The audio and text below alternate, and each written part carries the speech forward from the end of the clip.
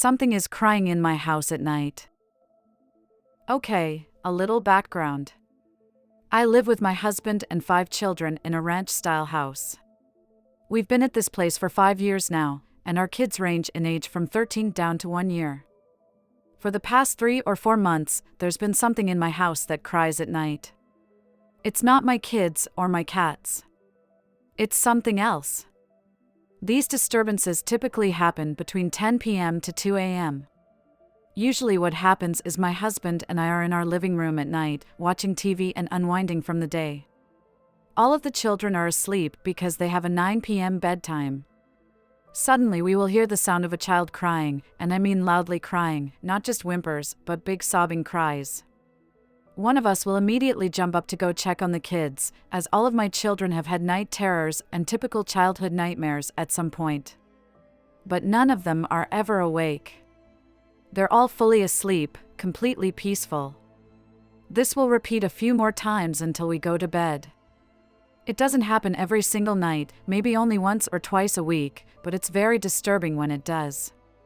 My 13-year-old has also heard the phantom crying, as she was up late with my husband and I one night on the weekend.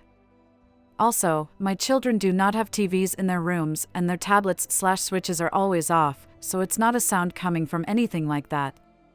They're not crying in their sleep either. They are always peaceful and undisturbed, not even moving around when me or my husband goes to check on them. We don't have a baby monitor, so there's no chance of interference coming from one.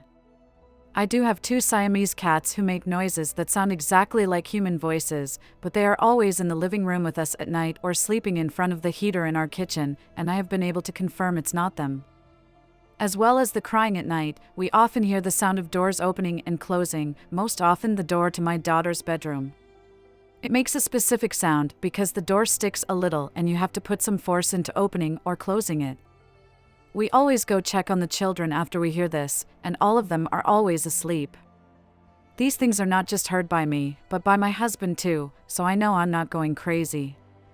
The only thing even remotely like this that has ever happened to me was when my current 5-year-old was around 2, about 3 years ago, and in the same house, and we both heard the sudden and extremely loud sound of what I can only describe as something or someone pretending to cry like a baby. I know that sounds weird, but it's the only way I can describe it. Imagine a grown adult, almost mockingly, pretending to cry like a newborn. That's what it sounded like. It was so loud and frightening that my daughter instantly started screaming in fear, and I packed us into the car and left the house toot sweet. We spent the rest of the day at my sister's, and I refused to be alone in the house without my husband for the next couple of days. So, what could this be? A demon? A ghost? I don't really believe in the idea of dead people just hanging around your house for eternity. A mimic? What could this thing want, and how do I get rid of it? If you're enjoying today's video about stories of our lives, hit that like button and subscribe to the channel to see more videos like this and more. Now, let's get back to the video. I saw something in the woods of the Black Hills. About 5 years ago, when I was 17, I visited some of my family who lived in South Dakota and worked there for the summer. After about a month, my brother, sister, and her husband decided to do what Americans do best and go shoot guns in the woods. I had to work an evening shift, so it was decided we'd go after around 10 p.m. Once my shift ended, we went to their house to pack up the truck with some snacks, guns, and ammo. The drive took around 45 minutes, and it took us up a dirt road surrounded by trees and tall grass. Eventually, it opened up into a clearing that was pretty open and flat. The nearest tree line was about 100 feet or 30 meters away. It was pretty dark, but the clearing was lit up by the truck's headlights. I kind of felt uneasy, but I chalked it up to just being in the woods at night. For the first 20 minutes, nothing really happened. We were just setting up plastic bottles and those plastic gallon buckets you'd get water out of at an office. There was a feeling of being watched that we all felt. The area suddenly reeked of spoiled eggs. Those of you who have shotguns know they can smell, but even since going into the military, no amount of guns/explosions have smelt this bad. We looked around to see if we could see the source, and what I saw I can still vividly remember to this day. What I saw was a thin humanoid figure crouching down and looking at us. Even while crouching down, it was still about 6 feet in height. When I say this figure was thin, I mean skin and bones barely do it justice. The even weirder thing about this was we all saw the figure in different spots in the tree line, but we all described the same features. Tall, thin, and had long dark hair. We quickly packed up what we could and left. The feeling of dreading felt that day will forever haunt me. Since then, my brother mentioned the area might have been in the native territory, but I don't know how if that's true. I keep waking up at 3:33 a.m. I, a 21-year-old female, keep waking up at 3:33 a.m. I am also seeing this time constantly when I look at the clock before I get off work, 3:33 p.m. in this case, or even when I look at my phone when I'm on a phone call with someone. This happened when I was telling my dad this story earlier this morning. I looked at my phone and we had been on the phone for 33:33. I'm starting to get a bit freaked out. Now back to what my title is about. 5 times within the last few months, I have woken up at 3:33 a.m. to the same noise in my house, someone yelling. I'm always waking up mid-reply, as if I'm trying to yell something back, but can never remember what I'm saying in the moments following. For context, I live with 3 other people, my mom, sister, and stepdad. I am the first one to get up in the morning at 5 a.m., while they all get up around 6 to 7, so it would make no sense for it to be any of them, they are already all asleep. As I said, this is my 5th occurrence in the last few months. Think this started in November, the first time I thought it coincidence, but I'm starting to believe it isn't anymore. As soon as I woke up this morning to this occurrence, my cat was on my chest within seconds and tried to nuzzle underneath my blanket, then laid completely still. I sensed I was being watched, and I think he did too. For more context on the house itself, my room is on the 2nd floor, in a corner.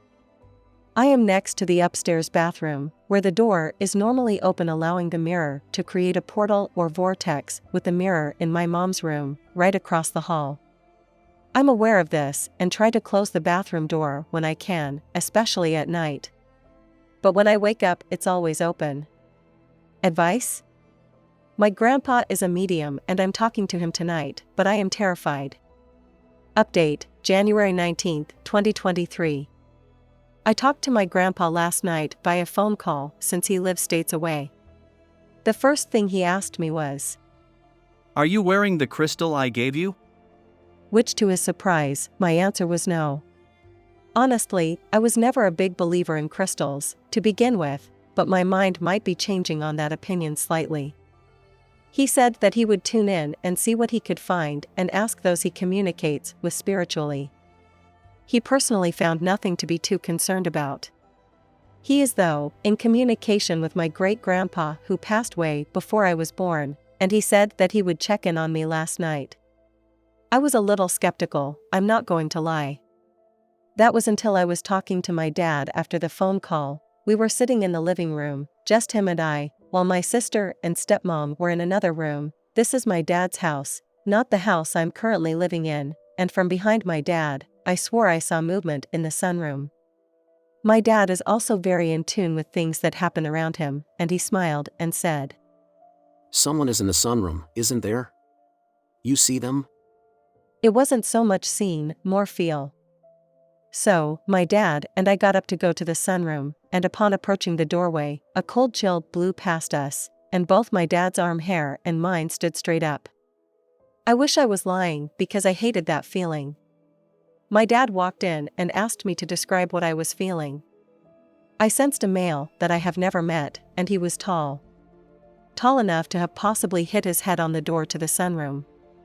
My dad laughed and said it was probably Great-Grandpa D, just like my grandpa has said he'd come to check on me. He was 6 feet 2 inches, or 187 centimeters.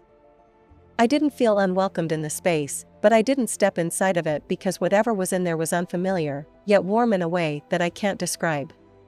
I just turned my back to the room and walked away. I felt eyes on me, but I put on my shoes and said bye to my dad. This whole encounter made me very freaked out, And I feel like I've opened a part of my brain that I'm not sure I want to open, but I feel like it's too late. Thanks for watching, and if you enjoyed today's video, hit that like button and subscribe to the channel to see more videos about stories of our lives. Click on one of these videos to watch more and see you soon.